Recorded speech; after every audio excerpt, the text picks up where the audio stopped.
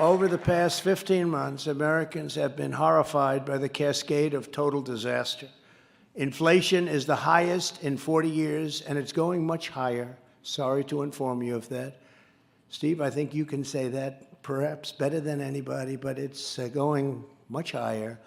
Gas prices are now $4, $5, or even $6 a gallon, and likewise, they're going much higher. It was $1.87 just a very short time ago. Think of that, $1.87. And we had so much, we didn't know what to do with it. Our border is being overrun by millions of illegal aliens from over 140 different countries, countries that many people have never even heard about. We have no idea who these people are, where they come from.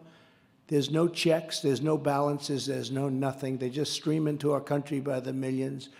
We now have the weakest border in history, and just 1 year ago, a little more, we had the strongest border in the history of our country, strongest that we've had in American history, and that included drugs, and it included all of the other things that come into our country that are so bad, human trafficking, mostly in women, and it was at record lows, and now it's at record highs. Nobody's even keeping count anymore. It's so bad. It's become so bad. Our communities are under siege from a bloody wave of violent crime with murders, the highest in nearly 30 years. Our children are being indoctrinated in school with wicked anti-American ideologies and demented left-wing gender theories. Our nation has been humiliated in Afghanistan, where we had soldiers killed, left American hostages behind, and left $85 billion in American military hardware, the best anywhere in the world. We handed it over to the Taliban. They weren't even expecting it. They just got it. We surrendered. We surrendered. And remember, for 18 months, think of it, for 18 months, not one American soldier was killed. I spoke to the leader of the Taliban, Abdul. I said, Abdul, I won't tell you exactly, but I said, don't do it. And they didn't do it. They didn't do it. 18 months until that horrible day where 13 soldiers were killed, and nobody mentions the ones that were so badly, horrifically injured, no arms, no legs, just blown to pieces for no reason whatsoever. China no longer respects us. Iran no longer fears us. And with their monstrous invasion of Ukraine, Russia showed just how weak they think our leaders are. They would never have done that under the Trump administration, never, not even a possibility.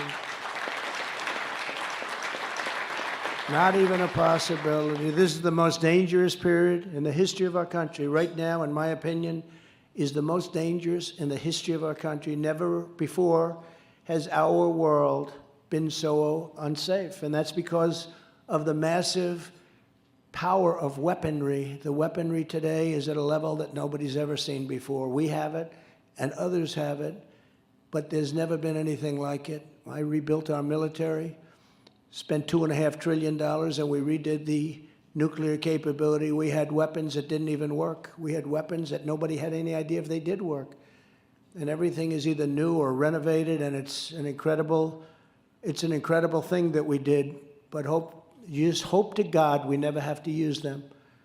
But now the word nuclear is being thrown around like it's candy, and you can't do that. You can't do that. That's not a word that can be thrown around. It was never talked about. It was never discussed. Nobody wanted to talk about it. Too big a problem, too catastrophic. And you look at what's going on between Russia and Ukraine. The whole thing is everything that you see, every person that you see dying, it would not have happened if the Trump administration were there. And it didn't happen for 4 years. People say, oh, do you think that's true? Well, it didn't happen, nor was it even thought of. Russia took Georgia under President Bush. They took Crimea under President Obama. They took nothing under me, nothing.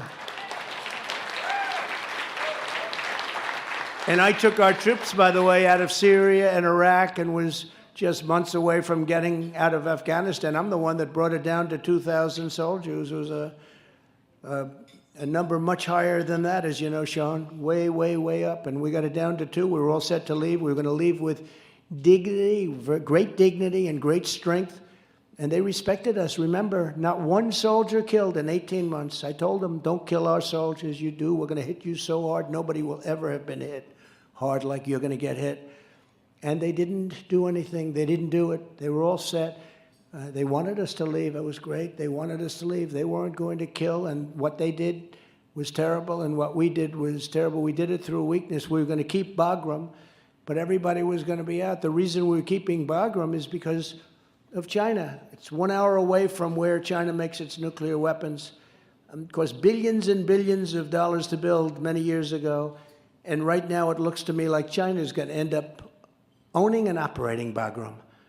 We fled, left the lights on late at night, and we fled, and they did leave all the dogs behind, by the way, for those people that love dogs. They tried to say, oh, we didn't, but they did. Under Biden, they got everything. So you look at Georgia, you look at Crimea, and under Biden, they got everything, and under me, they got nothing except we pulled troops out of other countries.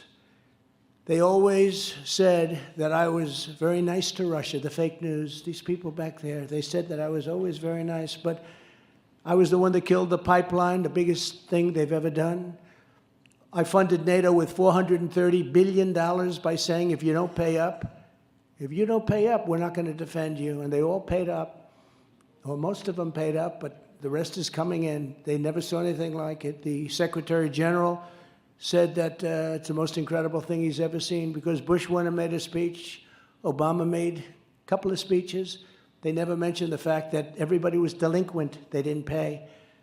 And they asked me, one of the presidents of the countries at a closed meeting, 28 countries at that time, they said, well, sir, are you saying that because they knew I was very unhappy, because we were paying we were paying for most of it, in my opinion, but a very high amount. So we're defending Europe.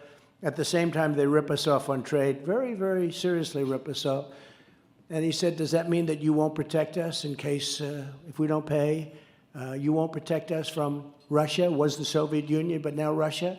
I said, that's exactly what it means.